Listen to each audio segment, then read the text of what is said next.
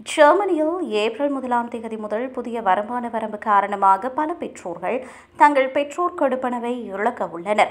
இனிமேல் வருடத்திற்கு 1,75,000 யூரோக்களுக்கு மேல் வருமானம் பெறுவோர் பெற்றோர் கொடுப்பனவுகள் தகுதி பெற மாட்டார்கள் என்று இது தம்பதிகள் மற்றும் ஒற்றை பெற்றோர் இருவருக்கும் பொருந்தும் எனவும் தெரிவிக்கப்படுகிறது.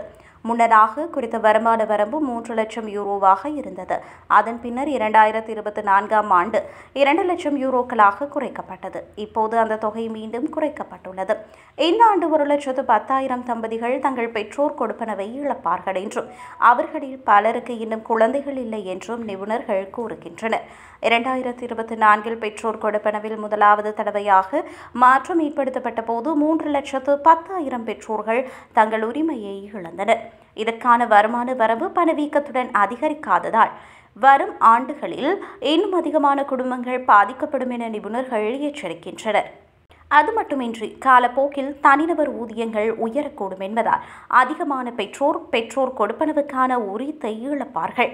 பல பெற்றோர்களும் நிபுணர்களும் இந்த மாற்றங்கள் குழந்தைகள் வளர்ப்பதை கடினமாக்கும் என்று கவலை வெளியிட்டுள்ளனர்.